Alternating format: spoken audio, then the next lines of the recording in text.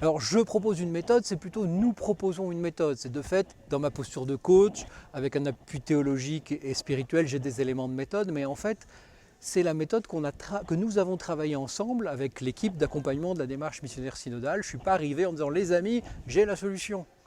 Et celui qui aujourd'hui, dans un monde aussi incertain que le nôtre, arrive en disant les amis, je sais ce qu'il faut faire, méfiez-vous. Donc ensemble, on a cheminé, on a commencé par cheminer pendant presque un an, avec des éléments de méthode que j'apportais, mais qui ont aussi bougé en fonction de la vie de l'équipe et qui ont donné lieu à la structuration de la démarche missionnaire synodale.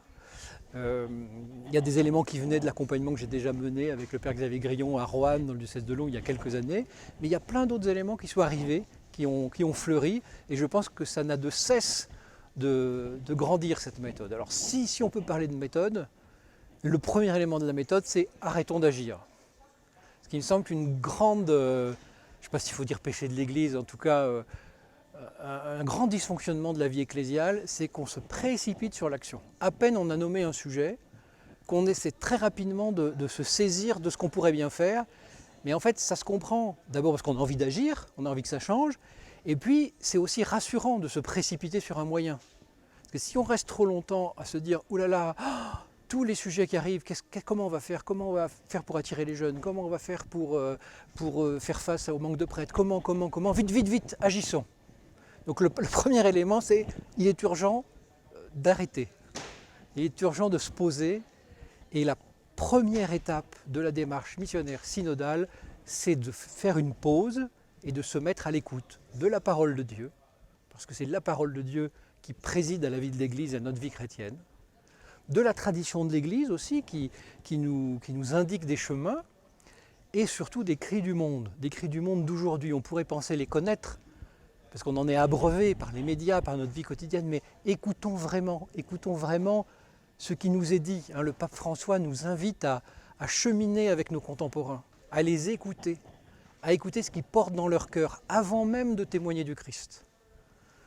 Et donc, a fortiori, avant même d'agir. Donc écoutez, entendre les cris.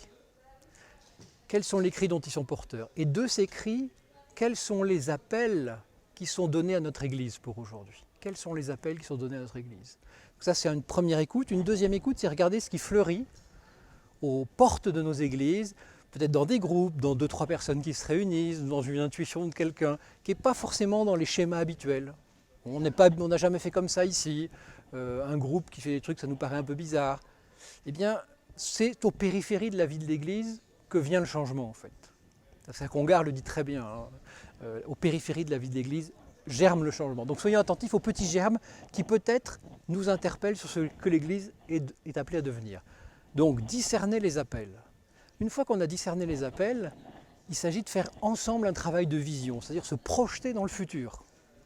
Parce que si on n'a pas de vision, si on ne sait pas où on va, c'est la meilleure manière d'arriver ailleurs. Et surtout de tâtonner. Alors vision, il ne s'agit pas de devenir médium et de dire je vois l'avenir. Non, c'est de laisser émerger de ces appels qu'on a entendus une projection dans le futur. Si on répond pleinement aujourd'hui aux appels qu'on entend, alors qu'est-ce que va devenir la vie de l'Église dans 25 ans? 25 ans, c'est énorme. Non, 25 ans, c'est tout petit dans la vie de l'Église. Et là encore, je m'appuie sur le théologien Congar qui dit qu'une telle transformation, les transformations de l'Église, Congar écrivait avant Vatican II, donc ça ne date pas d'aujourd'hui, mais les grandes transformations de l'Église ne peuvent être que l'affaire d'un peuple et d'une génération. Une génération, 25 ans, ça pourrait être 30, mais voilà.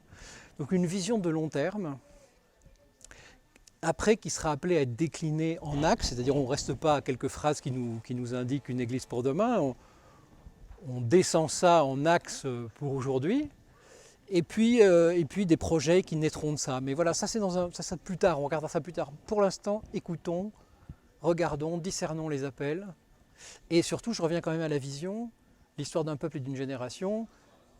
Il ne s'agit pas d'une vision qui va être pondue par Monseigneur Mousset, par une équipe. Il s'agit que la vision soit, mâchée et remâchée et travaillée par l'ensemble du peuple de Dieu. Plus de gens vont se saisir de ce travail, plus il y a des chances que ça imprègne chacun, que ça mette chacun en mouvement et que cette vision soit riche et profonde. Hein, c'est l'histoire de la vérité portée par la multitude dans le peuple de Dieu. Personne ne peut dire « moi je sais ». Être chrétien, c'est ça. Non, être chrétien, c'est une pluralité de regards. Et du coup, cette vision qu'on a commencé à travailler avec le COP24, elle va être enrichie par le rassemblement du 5 octobre. Voilà, le 5 octobre, l'ensemble des participants ont été appelés à enrichir cette vision. Elle va être partagée à nouveau en janvier aux paroisses, mais pas comme une vision définitive, comme une esquisse à chaque fois. C'est comme si on dessinait une robe de mariée par exemple, ou une maison, et on commence par faire quelques traits au crayon parce que ça donne une idée globale. Et progressivement, au fur et à mesure où cette vision sera travaillée en fraternité, en paroisse, dans les mouvements, elle va prendre une certaine forme, on va lui donner des couleurs, on va lui donner des volumes. Voilà tout le travail de la transformation missionnaire de ce beau diocèse du Périgord.